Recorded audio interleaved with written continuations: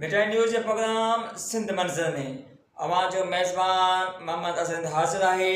अॼु जो महिमान आहे सिंध यूनाइटेड पार्टी सीनियर नायब सदर दादू जो कॉमेड गुलाम कादिर लिगारी मौजूद आहे।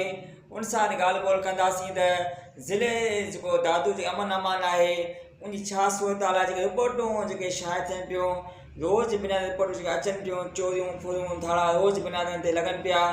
अमन अमान जेको आहे तबाह थी चुको आहे। आम माण्हू खे तहफ़ुज़ फराहम न पई करे सघे। उन सॼे सूरत हाल ते असां सां गॾु मौजूदु आहे कॉमेड गुलाम कादिर लिगारी सां ॻाल्हि ॿोल कंदासीं। जी गुलाम कादिर लिगारी, तव्हां ॾिठो हूंदो त जोई तालुको जेको आहे उन में एतिरियूं त फुरूं थी वियूं आहिनि। उहा राति न आहे जंहिं 5, 4, 8 मोटरसाइकिलूं नथियूं फुरजनि। जोई जो हमिलो जेको आहे चोरनि सां मिलियल आहे। चोरियूं जेके फुरूं थियनि पियूं उन्हनि खे पंहिंजे क्वार्टरनि में लिकाइनि पिया था।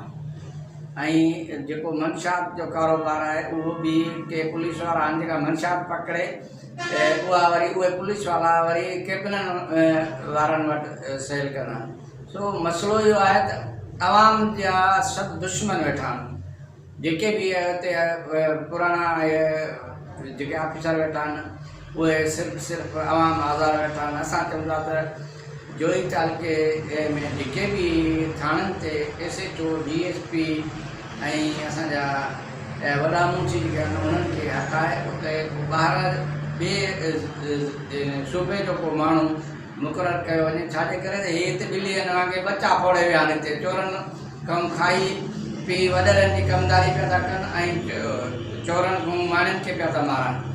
असांजो मुतालबो आहे त असांखे जोई में अमन खपे ऐं जेके असांजे जोई में गाॾियूं घुरिजी वियूं आहिनि उहे गाॾियूं वापसि कयूं वञनि। जेके चोरियूं थियूं आहिनि उहे चोरियूं वापसि कयूं वञनि।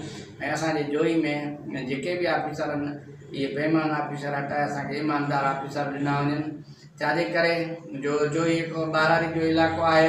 ॿियो जोई में पाणी कोन्हे को ऐं जोई जो ग़रीब इलाइक़ो आहे। उन्ही खे तमामु घणो तकलीफ़ ॾींदड़ असांजा जोई जा वॾेरा ऐं जोई जा चोर जेके आहिनि ऐं पुलिस इहे गॾिजी करे टई माण्हू गॾिजी करे ग़रीब मिसकिन माण्हुनि खे आज़ारनि पिया ऐं